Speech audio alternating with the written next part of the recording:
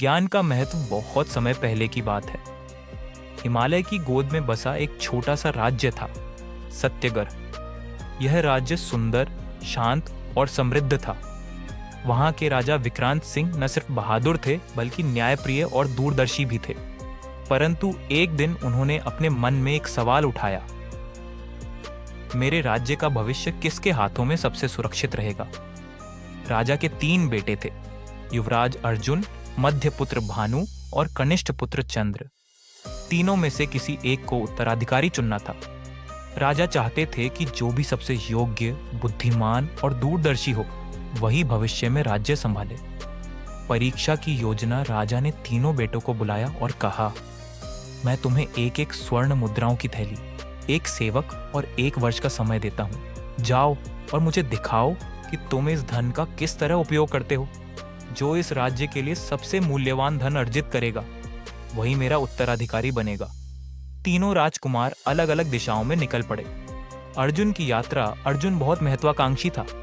वह दक्षिण दिशा में गया, जहां व्यापार बहुत फलता फूलता था। वहां उसने स्वर्ण मुद्राओं से व्यापार करना शुरू किया। रेशम, मसाले, घोड़े और आभूषणों का लेन देन किया। 1 वर्ष के अंदर वह और अधिक धन लेकर लौटा। उसके पास अब कई थैलियां स्वर्ण मुद्राओं से भरी थीं। वह गर्व से बोला, पिताश्री, मैंने आपके दिए धन को कई गुना बढ़ा दिया है। भानु का स्वभाव धार्मिक और कलात्मक था। वह पश्चिम दिशा में गया और वहां भव्य मंदिर, उद्यान, सराय और तालाब बनवाए। उसने गरीबों की सहायता की, अनाथों को भोजन दिया और तीर्थ स्थलों का जीर्णोद्धार कराया। वह बोला, पिताजी, मैंने इस धन से लोगों के जीवन को सुंदर और सहज बनाने का प्रयास किया है।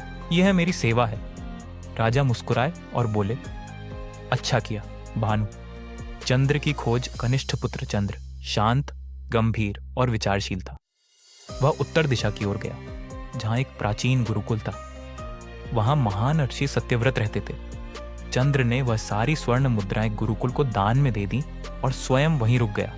शास्त्र, नीति, दर्शन, गणित, ज्योतिष, आयुर्वेद, युद्ध विद्या और लोक नीति का गहन अध्ययन करने लगा। 1 वर्ष तक उसने अपने आप को ज्ञान के समुद्र में डुबो दिया। जब समय पूरा हुआ, वह एक फकीर जैसी वेशभूषा में हाथ में कुछ ग्रंथों और ज्ञान की पोटली लेकर राजमहल लौटा। राजा ने पूछा, तुम क्या लेकर आए हो पुत्र?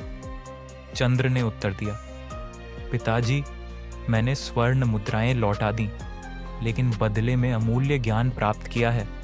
अब मैं जानता हूं कि एक अच्छा राजा कैसा होता है, उसे प्रजा के दुख दर्द को कैसे समझना होता है, संकट में क्या निर्णय लेना चाहिए, न्याय और करुणा में संतुलन कैसे बैठाना चाहिए।